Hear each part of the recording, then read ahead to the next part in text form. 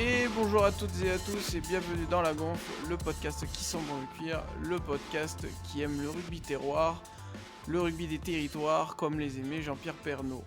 Aujourd'hui on va parler encore une fois du tournoi Destination parce qu'en plus ça se passe d'une manière exceptionnelle et pour m'accompagner j'accueille Pierre. Salut Pierre.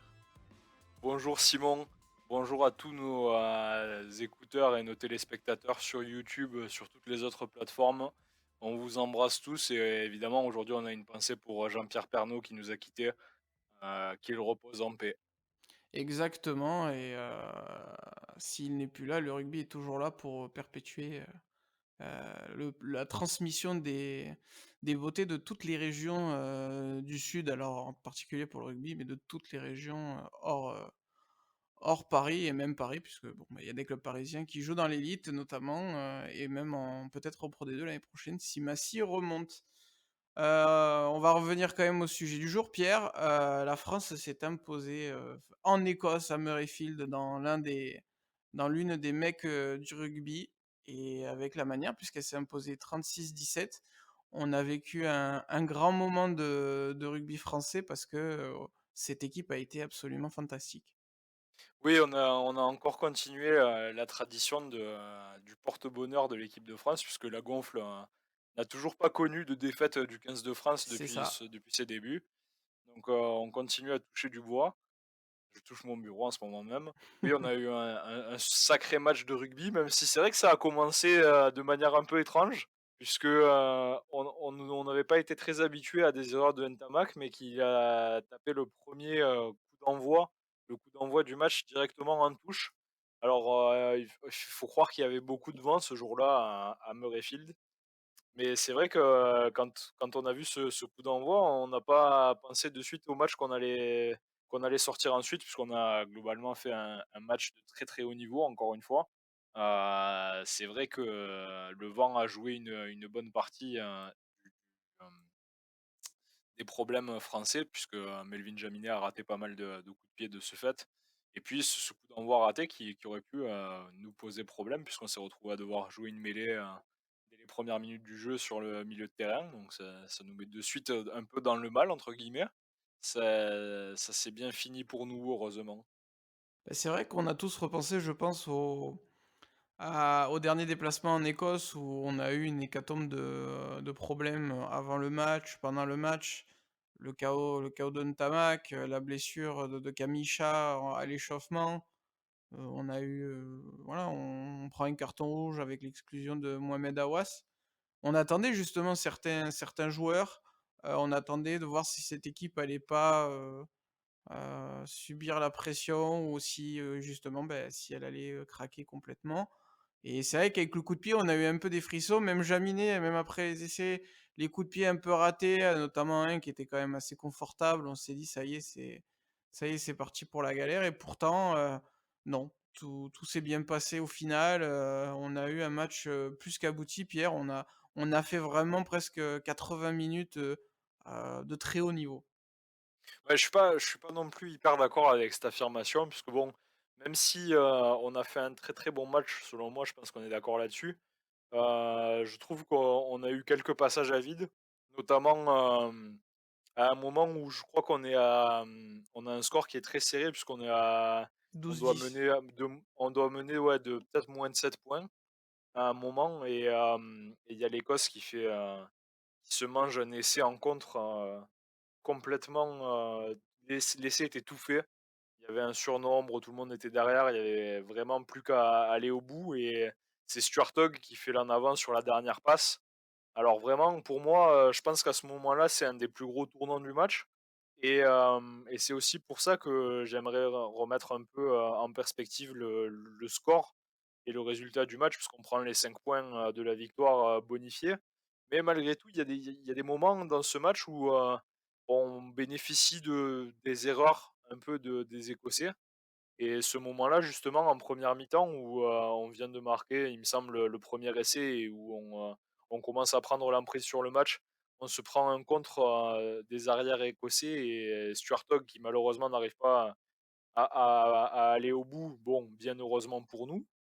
C'est un moment clé du match pour moi puisque, vraiment si l'Écosse marque cet essai, et c'est ce qui doit arriver dans 9 cas de figure sur 10 à mon avis, puisque bon, l'en avant, il est quand même sacrément honteux selon moi, surtout à ce niveau-là pour un joueur comme Stuart Hogg.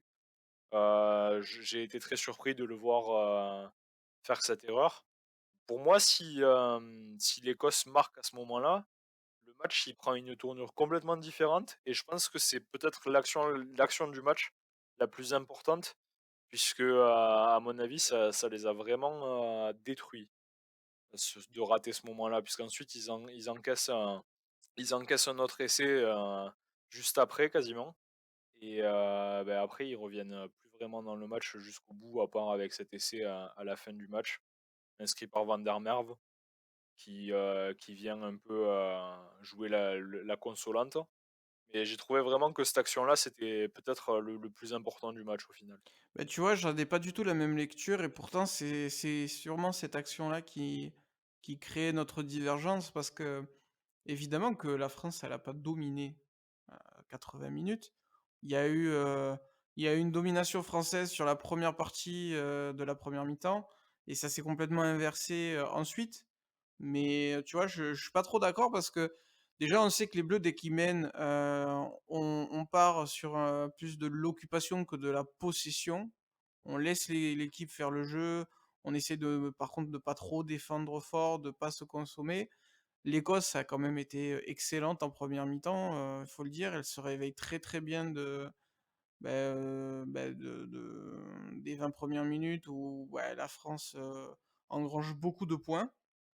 Mais, non, tu vois? Et c'est pour ça, c'est intéressant, c'est que d'habitude l'équipe de France, elle se liquéfie un peu pendant un laps de temps en 2e période et je pense que c'est surtout un temps faible français habituellement qu'un temps fort de l'adversaire.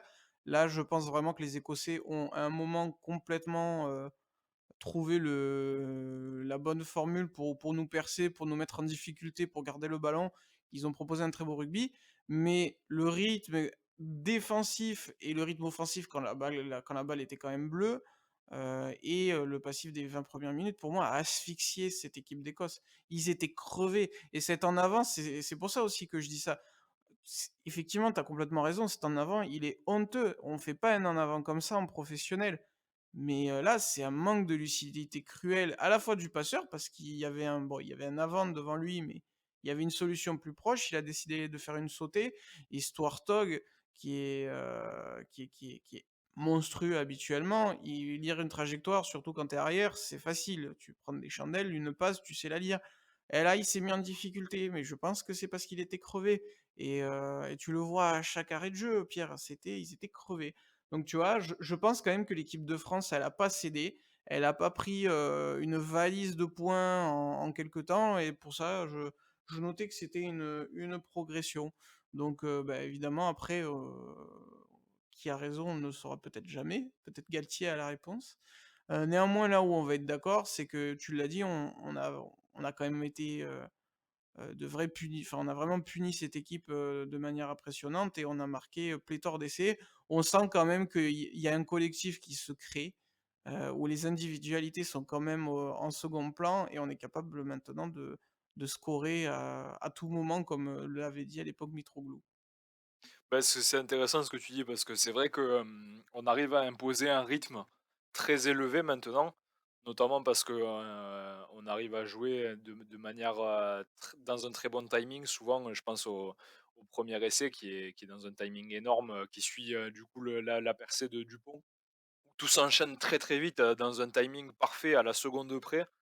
Où tu as une percée ensuite je crois que je sais plus si c'est Cyril Bay ou Winnie Antonio qui enfonce complètement la défense pour gagner 10 mètres de plus encore juste après Dupont. Oui, c'est Cyril Enfin, Baye, c'est Cyril Baye. on a une façon d'enchaîner les temps de jeu quand les joueurs se trouvent qui est tellement, efficace et puis après on est exceptionnel encore une fois dans le jeu du contest et le jeu au près que, défensivement et tant qu'offensivement, c'est sûr c'est la première chose qui saute aux yeux parce qu'on regarde le score avant tout. Offensivement, on met en place un jeu qui est très, très, épuisant pour l'adversaire, mais aussi là où on est très, très fort, selon moi, c'est on force l'équipe adverse à se consommer tellement sur des temps de jeu qui peuvent paraître anodins, puisqu'on a des gratteurs qui sont, qui sont géniaux.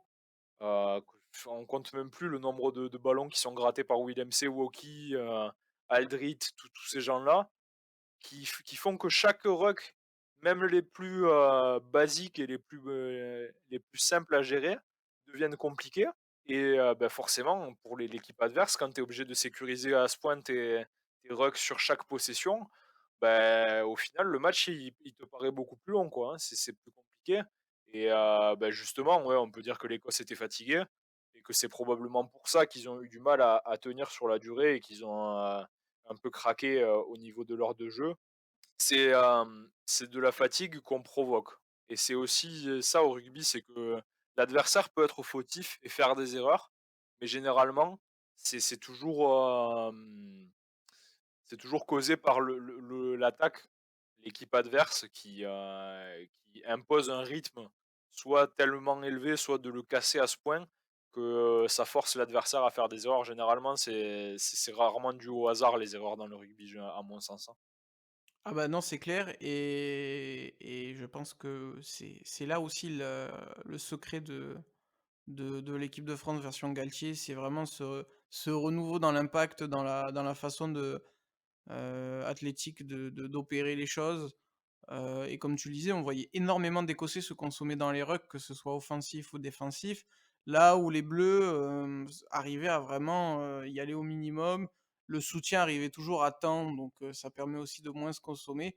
On sent, je pense que c'est aussi la clé, on sent une équipe qui, a apprivoisé cette exigence physique, cardiaque, on a une équipe, qui aujourd'hui, ne fait plus un effort, comment dire? Dantesque.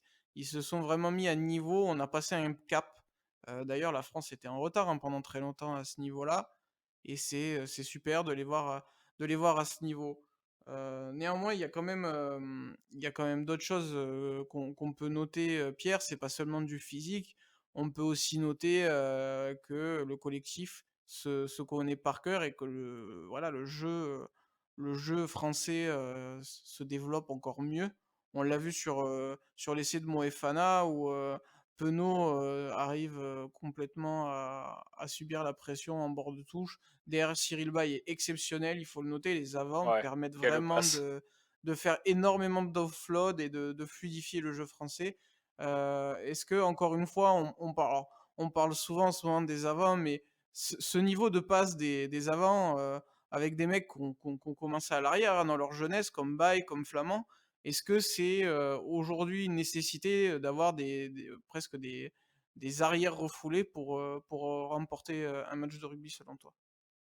Bah, après, c'est ce qui a fait la force pendant énormément d'années, des All Blacks et à ce titre-là, je pense qu'ils ont influencé, ils ont influencé énormément de monde.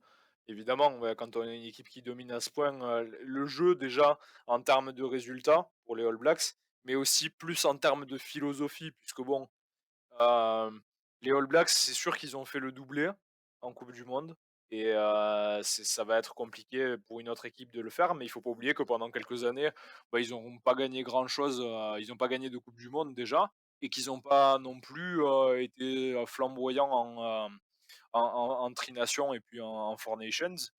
C'est plus pour moi une influence qu'ils ont eue sur la philosophie du rugby et sur le fait que tous les gamins dans le monde rêvent, des All Blacks et que, beh, justement, c'est eux qui avaient commencé avec, cette philosophie de formation, notamment qui était de faire jouer au ballon, tous les gamins, dans la formation déjà et puis après plus tard, au niveau professionnel de les faire jouer tous avec le ballon, que ça soit les avants comme les arrières, du pilier à l'arrière, d'avoir un niveau technique suffisant et c'est quelque chose qu'on est en train de voir, se mettre en place un peu partout et c'est bien parce que, bah, pour moi, par exemple, je sais que quand j'ai été en école de rugby, quand j'étais jeune, bah, on avait un peu l'impression souvent que les piliers, c'était le rôle un peu ingrat où on touche pas forcément le ballon, où on est plus là pour être des travailleurs de l'ombre.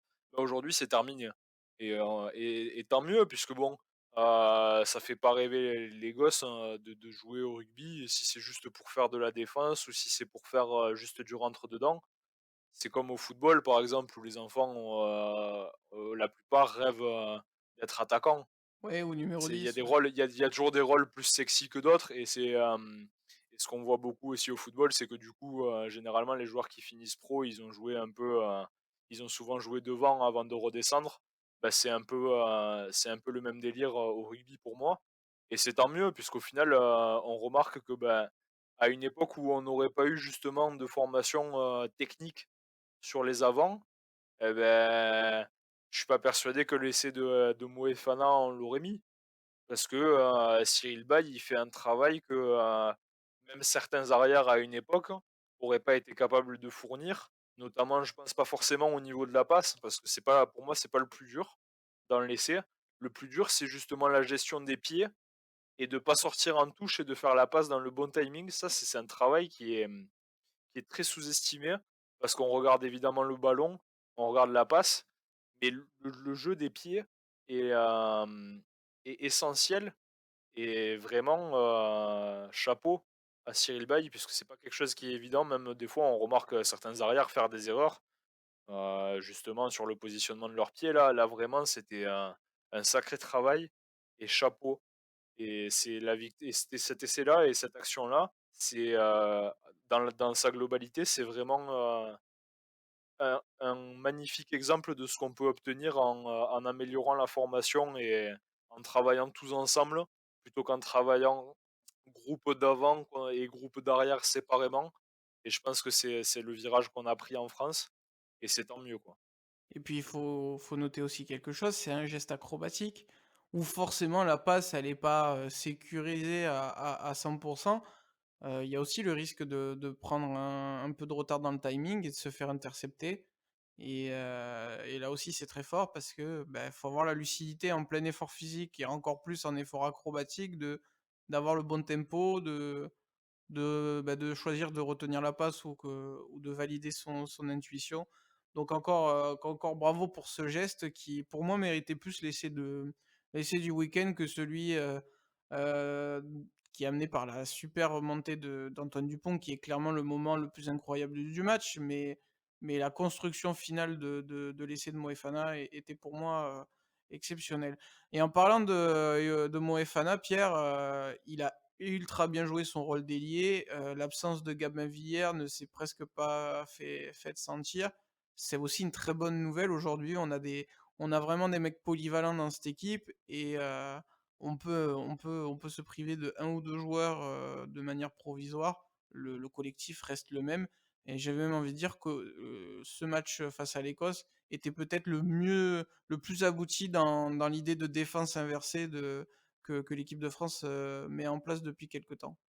Ah beh, je vais pas te mentir, j'étais un peu, dubitatif avant ce match pour, savoir comment ça allait se passer, comment est-ce qu'on allait s'en sortir sans Gabin Villière. Et avec Moefana du coup dans un poste, dans un registre qu'il «connaît» entre guillemets puisqu'il joue des fois, à l'aile, il dépanne, plus quelques fois à l'UBB. J'étais un peu inquiet, mais heureusement au final, ça a été compensé aussi par le retour de Danty, qui a encore fait un super match, Exceptionnel, hein, oui. qui est en train de vraiment s'imposer et je pense que la paire de centres qu'on a actuellement, risque de peu changer à l'avenir. Moefana a été pour moi presque meilleur, contre l'Écosse à l'aile qu'il l'a été contre l'Irlande, au centre et c'est vraiment la bonne nouvelle du week-end puisque, pour un dépannage au final il a presque fait, il a fait plus que ce qu'on lui a demandé. Parce qu'il pour moi il a vraiment été au niveau et il a réussi à atteindre, le niveau que peuvent avoir, Damien Penaud et Gabin Villière. Ça s'est super bien passé, alors que c'était pas écrit, hein, clairement. Moi, j'étais pas rassuré. Au final, il a été excellent, il a éclaboussé, la pelouse, de son talent. Tant mieux pour nous et tant mieux aussi pour Gabin Villière, puisque j'imagine que ça doit le rassurer malgré tout de savoir qu'il nous a laissé entre de bonnes mains. Alors on en parlait un peu avant l'émission, je ne sais pas si Gabin Villière va être requalifié pour le match contre l'Irlande, qui est pas ce week-end, l'autre du coup. Contre le Pays de Galles. Heu, ouais, oui, contre le Pays de Galles, j'ai dit l'Irlande. Ouais, contre le Pays de Galles, du coup, Gabin Villière, je ne sais pas s'il sera là. S'il est là, tant mieux, mais pour moi, il faudrait peut-être pas, pas prendre de risques par rapport à sa blessure, quitte à le mettre sur le banc, peut-être le faire rentrer en seconde mi-temps ou quoi. Je viens de vérifier, Gabin Villière, il était absent sur blessure et donc il a fait son retour dans la liste des 42. Je sais pas s'il jouera, il faudra voir. Moi, je pense que, il y aura des tests, d'abord physiques, à haute intensité, voir s'il est capable de retrouver je pense les résultats, qu'il a dans la base de données du Stage France depuis le début du tournoi. Après, oui, voilà, tu as raison, faut pas prendre de risques. Moefana semble se plaire aussi bien au centre, que sur l'aile, donc autant en profiter, il y a pas de problème. Et voilà, bah, tu as répondu à la question que je voulais te poser, donc c'est parfait. Je vais te poser une autre question. Mathieu Jalibert est de retour dans les 42. On a quand même vu qu'on avec, un choix, de remplaçants quand même énormément porté sur les avants, on réussissait quand même à s'en sortir. On voit aussi la polyvalence de joueurs, qui n'est pas un simple dépannage, hein. Moefana, ça marche très bien. Thomas Ramos, on sait que ça peut marcher, on sait que Jaminé a été formé à l'ouverture. Donc est-ce que pour toi, il faut rajouter un numéro 10, sur le banc, ou on garde Thomas Ramos et Maxime Lucu, comme depuis le Pour début? pour une simple, question de management, je préfère largement mettre Ramos sur la feuille de match que Jalibert, puisqu'a priori, ça serait ça le le le le changement, hein, puisqu'on fonctionne ça fait quelques matchs, je crois qu'on fonctionne en 6-2. On met Ouais, c'est ça. 6 avant sur le banc, 2 arrière, ce qui clairement participe à l'intensité du match, hein, je pense. Si on aurait beaucoup plus de mal à mettre l'intensité qu'on met dans les rocks si on n'avait pas une telle profondeur de banc, pour les avants. Ce qui est d'ailleurs une spécificité française, hein, puisque, généralement, les équipes se risquent pas à ne mettre que 2 remplaçants, au poste des arrières, hein. Pour moi, ouais, c'est assez simple, hein. Si tu mets pas Ramos, t'es en dès que tu vas avoir un remplacement à faire ailleurs qu'au numéro 10. Puisque, pour moi, Jalibert est pas assez polyvalent. Il est pas capable de remplir les autres positions comme, peut le faire un Thomas Ramos. Thomas Ramos, il peut jouer à l'arrière évidemment, c'est son poste de prédilection, mais il est pas dégueu non plus en numéro 10. Et après on peut s'arranger pour le faire glisser, au centre ou même, pour, faire glisser quelqu'un d'autre à sa place. Ben C'est apparemment, pas vraiment un François problème. Cros est exceptionnel, en tant que centre à l'entraînement. Il a été testé et Galtier en dit, le plus grand bien. Ouais, ça a fait beaucoup rire et beaucoup réfléchir certains quand, la news a été sortie par, je sais plus quel journal, ça Rugbyrama, il doit me être semble, ça a hein. dû être par Rugbyrama ou par le Middle, je sais plus. Mais ouais, bon après, ça fait c'est quelque chose qu'on remarque, depuis beaucoup d'années et on pourrait presque rappeler l'exemple, de celui qui avait fait le chemin inverse. Mathieu Bastaro. Mathieu Bastaro qui a fait la navette dans le sens inverse puisque lui, il avait démarré au centre et maintenant, il avait joué le début de saison avec Lyon, au poste de troisième ligne. Pour moi, c'est pas une aberration. Il y a beaucoup de gens qui ont sursauté quand la news est sortie. Moi, ça me choque pas. Ouais, Si pareil. si on regarde les mecs purement, dans l'aspect physique, la différence entre un troisième ligne et un centre, elle est de plus en plus, nulle. C'est-à-dire que les mecs ont des gabarits qui sont similaires, hein, au final, bon ça c'est vrai, il y a une uniformisation des gabarits globalement dans le rugby à part, à certains postes, notamment en seconde ligne où évidemment il faut être plus grand. Mais, on est en train de voir pour moi une petite révolution à ce niveau-là puisque, on se rapproche de plus en plus du rugby à 13 où les gabarits sont les mêmes globalement, à quelques exceptions près évidemment. Mais, le rugby à 15 est en train d'évoluer beaucoup et justement, ouais, moi ça me choque pas de faire jouer un troisième ligne, au centre par exemple, si le mec il a des belles capacités en course et qu'il aime le jeu à la main, c'est pas vraiment un problème pour moi, hein.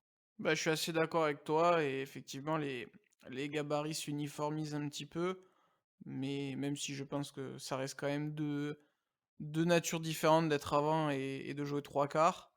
et encore plus si tu es à la charnière, mais oui, il y a une certitude, c'est que les plans de jeu avec les compositions telles qu'on les connaît ne ressembleront plus à en tout cas, ne voudront plus, signifier quoi que ce soit, bientôt parce que, on l'a vu, hein, Cyril Bay, il se retrouvait sur le côté, avant des 3/4 et qu'il y a énormément de percées aujourd'hui de 3e ligne notamment donc le rugby change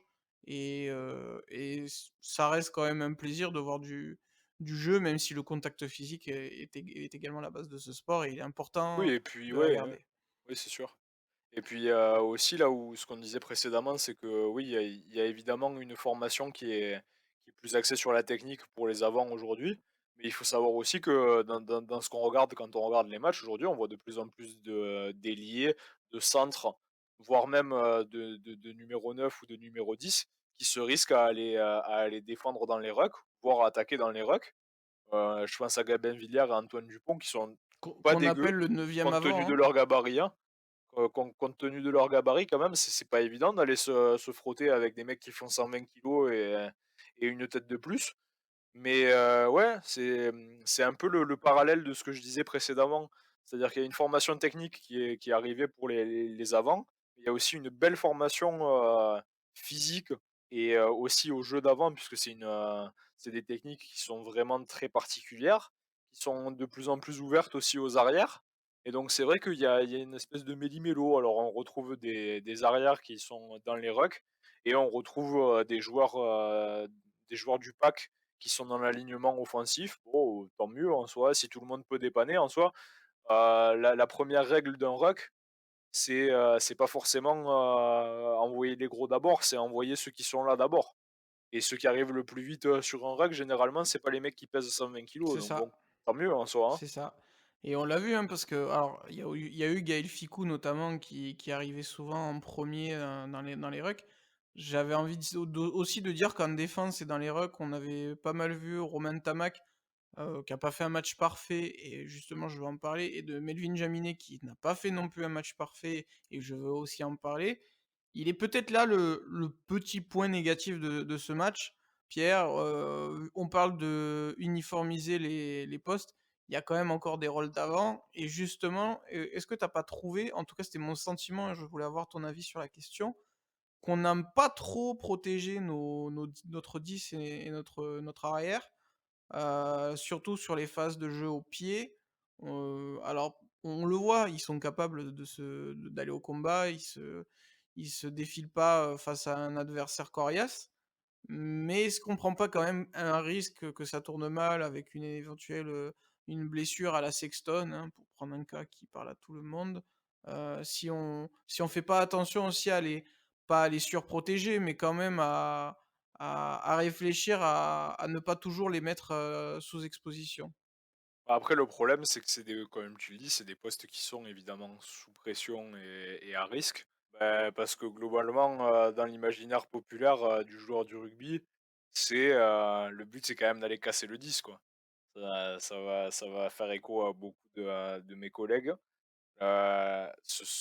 Fracasser le numéro 10 sous un coup de pied ou le bousculer après qu'il en ait tapé un, c'est à la limite de la règle, hein, comme bien souvent au rugby d'ailleurs, où on joue avec la règle en repoussant constamment la limite.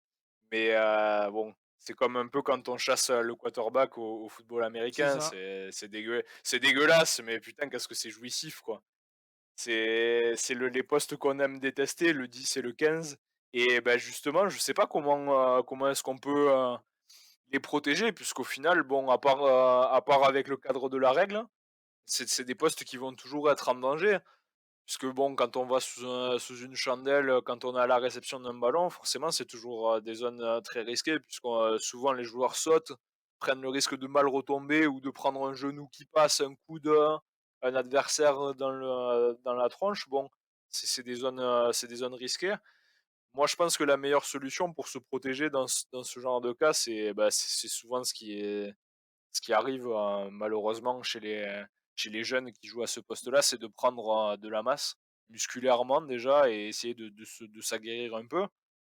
Alors c'est un débat, hein, toujours, On cherche à savoir si, s'il vaut mieux justement prendre de la masse ou, rester au même physique et lancer. C'est aussi un reproche qu'on a au football, notamment avec les joueurs qui font de la muscu à outrance et qui perdent un peu en technique, qui deviennent un peu pâteaux, de ce fait. Au rugby, c'est un peu le même problème. C'est-à-dire qu'il y a la possibilité soit de devenir, massif et donc d'être plus à l'abri dans ces zones de contact-là, mais en perdant forcément, tout ce qu'il y a comme technique et comme vitesse qui peuvent arriver à justement à être élancés ou à rester élancé comme un Johnny Sexton et prendre le risque de se faire démonter tous les week-ends, quoi. Ben je sais pas si tu vu, mais lors d'Angleterre-Pays de Galles où, le 15 de la Rose s'est imposé 23-19, on voyait vraiment une préparation de temps en temps assez qui semblait quand même assez, enfin vraiment, prévue et recherchée de pas avoir un écran avec le numéro 10 de la part d'un avant, mais d'avoir, un angle, de positionnement qui empêchait le premier adversaire en tout cas de monter directement sur l'ouvreur anglais qui est taré d'éloges, hein, on va pas se le cacher, surtout, de l'autre côté de la Manche, parce que c'est vrai qu'il fait partie des meilleurs anglais depuis le début du tournoi, mais que je trouve pas fantastique. Est-ce qu'on pourrait pas trouver un moyen de faire ça ou alors est-ce qu'il faut jouer en plus en profondeur? Enfin, il y a plein de solutions, mais voilà, je pense que c'est le genre de risque qu'il faut, éviter de temps à autre, notamment, peut-être face au Pays de Galles, Pierre, pour basculer sur, la projection du pour se projeter pardon sur Pays de Galles-France. Est-ce que le risque il vient pas là de plutôt, enchaîner des petits couacs qui feraient perdre confiance à cette équipe? Parce que déjà, on s'approche du grand chelem, ça va trotter dans les têtes. On est clairement au-dessus du Pays de Galles qui est décevant dans ce tournoi, hein, qui a pas été, horrible face à l'Angleterre, mais l'Angleterre a pas été non plus exceptionnelle. Est-ce que voilà, aujourd'hui, il faut aller chercher la petite bête pour éviter, de se piéger soi-même? Parce que j'ai l'impression, et je sais pas ce que tu en penses, que le plus grand adversaire de la France, pour le moment, c'est l'équipe de France elle-même. Oui, je suis d'accord avec toi sur ce point-là. Je pense qu'on a de la chance malgré tout, même si on est très, très fort. On le note chaque semaine, hein, on joue très bien. On a probablement le jeu le plus intéressant aujourd'hui, de l'hémisphère nord, c'est sûr. Du monde peut-être.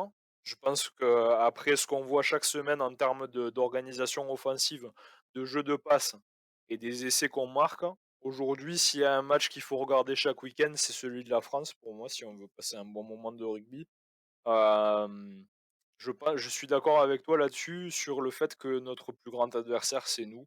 Puisque contre, l'Écosse, on a fait des erreurs encore une fois, comme on le note, chaque semaine, il y a des erreurs comme ça. Bon après, c'est difficile d'arriver à un niveau où on ne fait plus d'erreurs. Je sais même pas si c'est possible en Bah, soi, hein, de faire petit à un match petit, on sans s'y erreur au approche rugby, hein. quand même. C'est là aussi où ils nous rendent exigeants, c'est que on note des trucs, on se dit: «Bon, c'est pas si grave au final», mais la semaine d'après, c'est corrigé, quasiment. Donc c'est ces Mmh. bleus-là nous rendent, sévères, j'ai envie de dire.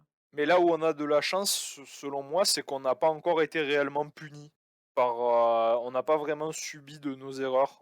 Ça s'est toujours plus ou moins, bien passé. Même s'il y a eu, justement ce moment-là contre l'Irlande, qui pourrait être ressemblé à une «punition» entre guillemets, puisqu'on passe pas loin Bah, tu quand même l'essai de jouer italien, où, relâcher le match et puis ouais, voilà. Mais, là où ça me fait peur, c'est que justement les 2 matchs qui nous restent, à savoir, le Pays de Galles et l'Angleterre, sont 2 équipes avec lesquelles on a une histoire, qui leur permettent de ne pas complexer face à nous et au contraire de nous mettre dans une position qu'on n'a pas forcément eu depuis le début puisque, pour moi les matchs qu'on a enchaînés là, les 3 matchs, à part celui contre l'Irlande peut-être, on était plus ou moins les favoris. oh bah, on était favoris aux 3 matchs, hein. On arrivait avec ce rôle-là justement de d'équipe qui produit du beau jeu et qui va essayer de gagner le tournoi, de faire le grand chelem encore plus. Là, on arrive sur 2 matchs qui sont, particuliers de par l'histoire, récente et par l'histoire globale. De par l'histoire récente qu'on a contre le Pays de Galles, qui sont une équipe qui arrive à nous faire douter assez souvent. et l'Angleterre qui est toujours un match particulier pour la France. C'est les 2 matchs où je pense que si on fait des erreurs et où on commence à montrer un peu, de faiblesse, l'adversaire, même s'il a un niveau inférieur à nous, surtout le Pays de Galles, peut arriver à nous faire dérailler et à justement ne pas commettre surtout les erreurs qu'a pu commettre l'Écosse. Parce que pour moi, si l'Écosse marque l'essai, je l'ai déjà dit dans cette émission, pour moi, si l'Écosse marque l'essai de Stuart Hogg, dans la première mi-temps, ça change complètement la physionomie du match et ça peut vraiment changer l'issue. Je pense que le Pays de Galles et l'Angleterre ne sont pas des équipes qui feraient ces erreurs-là dans les moments, clés et que du coup, ça peut potentiellement être des matchs très compliqués pour la France. Il faudra voir après le même scénario des matchs ne se reproduit, quasiment jamais 2 fois et j'espère qu'on gagnera évidemment Tu et paries qu'on quoi arrivera à d'ailleurs? faire le grand chelem. Quel est ton pari sur Pays de Galles-France? Je ne vois pas perdre contre le Pays de Galles. Alors après gagner, c'est un bien grand mot. On oublie souvent la possibilité d'un match nul au rugby, mais sur des circonstances, ça peut arriver. Alors, c'est quand même peu probable, hein. C'est très compliqué dans un sport où on peut marquer 3 types de points différents. C'est beaucoup plus facile au foot, hein, on va pas se mentir. Faire un match nul au rugby, c'est très Tu peux même en compliqué. mettre 4 hein, si tu prends les pénalités, transformations Ouais, je comptais, les 7, 3, 5 et et 2. 2. Ouais, 7, 3, 5 et 2, voilà. Mais oui, pour moi, je nous vois gagner les 2 derniers matchs sans vraiment prendre de risques. Je pense qu'on peut et on doit les gagner, justement parce qu'on a montré qu'on était une équipe qui sait jouer au rugby et qui aime jouer au ballon et que ça serait dommage, plus pas forcément de juste perdre, le Grand Chelem ou perdre le tournoi, ça serait dommage, de trahir ses ambitions et cette philosophie-là qu'on a mis en place, depuis maintenant quelques années et qui semble arriver à maturité et qui nous régale, chaque semaine. Je pense que ça serait plus dommage de ce point de vue-là de perdre, mais je pense que si on joue notre rugby et qu'on reste, et qu'on ne devient pas forcément, sans faute, hein, c'est pas vraiment ça le problème. Si on reste fidèle à nous-mêmes, pour moi, je pense qu'aucune équipe, du tournoi destination peut gagner contre nous.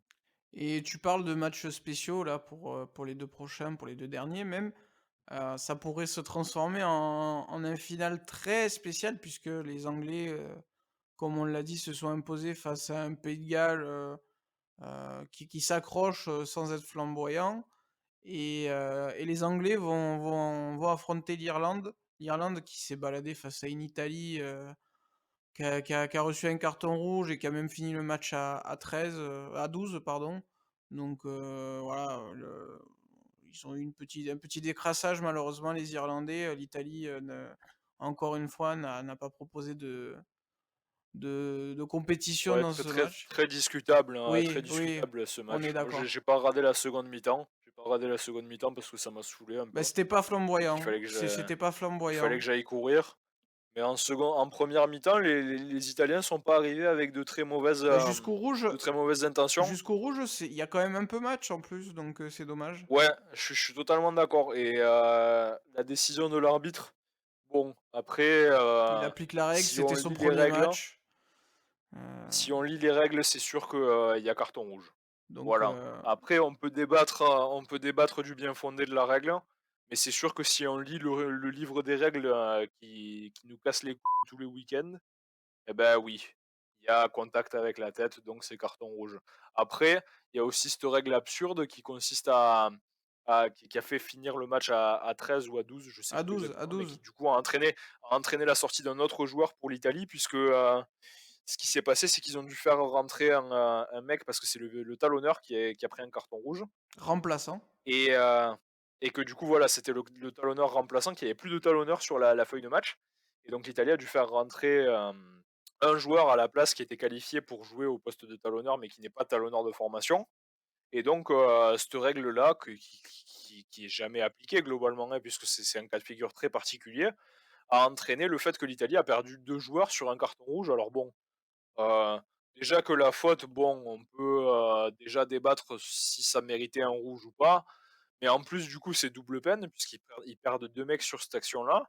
Ils ont plus de talonneur et en plus, ils ont plus de talonneur de métier sur la feuille de match. Alors bon, le remplaçant s'en est bien sorti, le lancer était nickel d'ailleurs, c'était assez, impressionnant. Mais voilà, l'Italie qui s'est un peu bon, on va pas dire qu'ils se sont fait voler puisque bon, ils auraient quand même pas réussi à gagner, je pense, à 15 contre 15 dans des circonstances normales.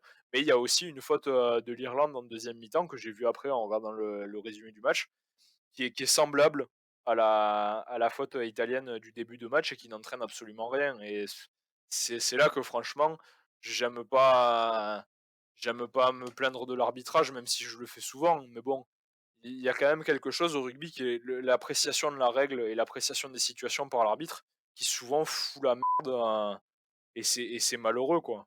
Et des fois, tu as l'impression que l'arbitre, selon son humeur, il te change complètement un match. Alors bon, si on moi, toutes les semaines, j'essaye de faire en sorte que le rugby, gagne en audimat et gagne en intérêt, mais c'est pas comme ça que le sport se développe et que le sport gagnera en intérêt si ça se joue à des décisions arbitrales, quoi. Franchement, ça rend fou, hein. Bah, on est d'accord, mais c'est toujours compliqué, quand, une interprétation entre en jeu. Il y a toujours des problèmes et puis je crois que je veux pas dire de bêtises, ça se trouve, il était à Angleterre-Pays de Galles, mais ce week-end, il y avait un arbitre géorgien qui fêtait sa première. Il faut le dire, hein, il y a eu, autant Pays de Galles-Angleterre que enfin Angleterre-Pays de Galles qu'Irlande-Italie où il y a pas eu un grand niveau d'arbitrage. Je trouve que pour Écosse-France, c'était un peu différent. Bah, c'est vrai que bon, bah, déjà que l'Italie rivalise pas facilement à 15, alors à 12 c'est compliqué. Néanmoins l'Italie, si la France se gagne, il s'offrira un match pour ne pas avoir la cuillère de bois et peut-être pas finir dernière, même s'il faudrait un goal average, miraculeux à la fin, puisque le Pays de Galles, pourrait se retrouver avec autant de enfin si elle, enfin le Pays de Galles affronterait l'Italie, si l'Italie gagnait, ils se retrouveraient à Ça paraît égalité. compliqué quand Ça même, hein. se ça ça paraît compliqué, mais Parce c'est que les Gallois ont déjà 5 points. Les Gallois ont déjà 5 points, donc ça voudrait dire qu'il faudrait c'est sûr, on est d'accord. que l'Italie l'emporte face à On est l'Écosse au moins, d'accord, quoi. mais voilà, Pour s'offrir la non, ils finale, peuvent mais aller bon. chercher un point, en Écosse et gagner contre les Ouais, Gallois.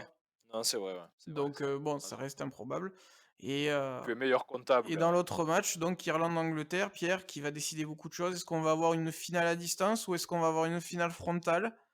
Heu, selon toi, qu'est-ce qui va se produire? Pour toi qui est favori, qui va gagner?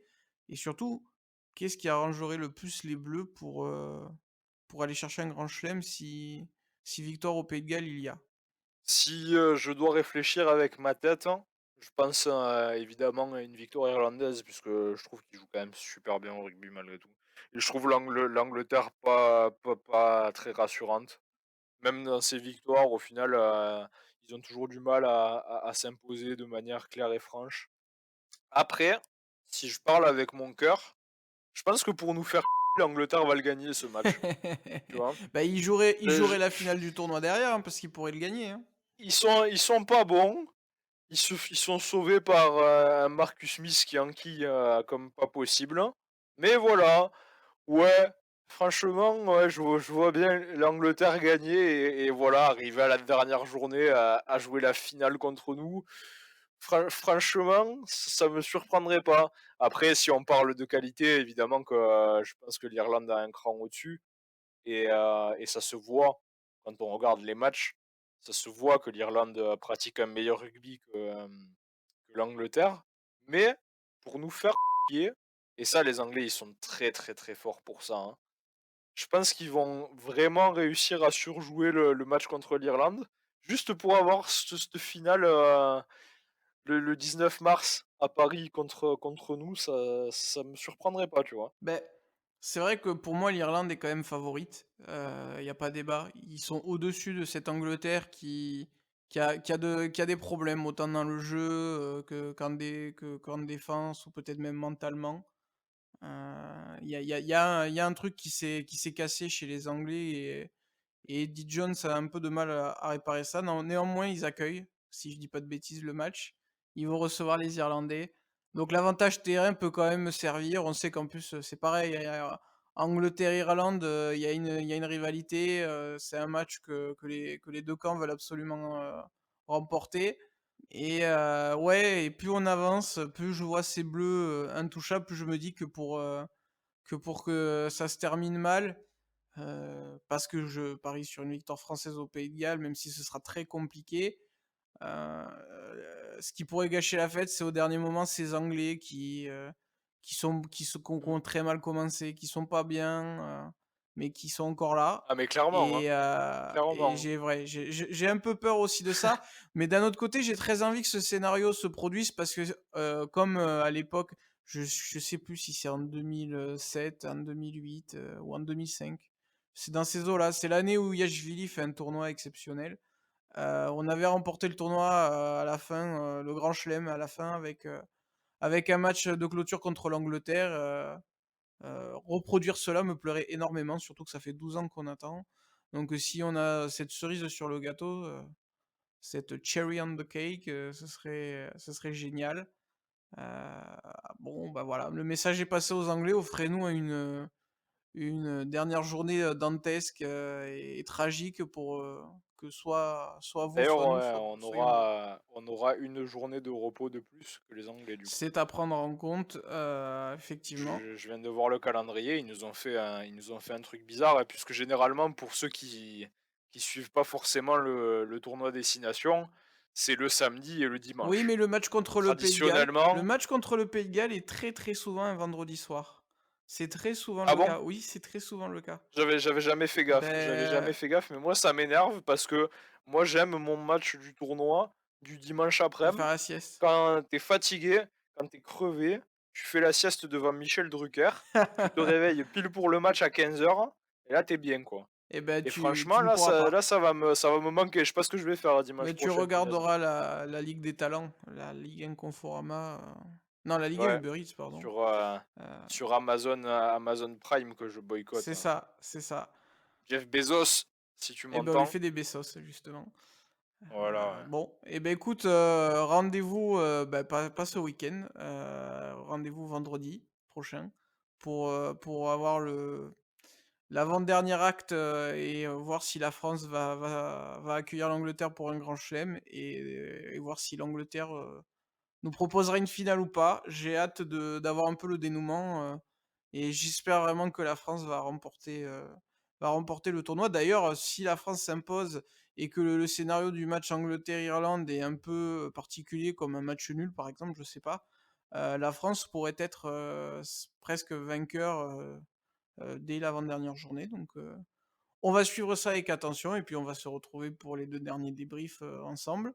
Merci Pierre d'être venu, c'était un plaisir de débriefer cette belle victoire en terrain sauvage, pas sauvage, c'est pas le mot que je cherchais, en terrain, à l'extérieur, voilà, Hostile. hostile, bravo, merci, je cherchais un terrain hostile et De rien, avec plaisir. écoute, on se retrouve très vite et j'espère que ça se passera bien. Bah, moi aussi, ça fait toujours plaisir d'être présent sur la gonfle. Je voudrais terminer avec un petit message, d'actualité. Faites l'amour, pas la guerre, ou faites comme moi, faites ni l'un ni l'autre. Eh ben C'est tout ce écoute, que j'aurais à dire. voilà, on vous dira de faire du sport plutôt que de tirer avec des balles. On vous dira de vivre le sport plutôt que de vivre, sous la peur. On envoie nos messages de soutien, pas forcément à un pays en particulier, mais aux êtres humains qui vivent ce traumatisme d'une quelconque manière et comme d'habitude, soyez heureux, c'est le plus important. Ciao, ciao.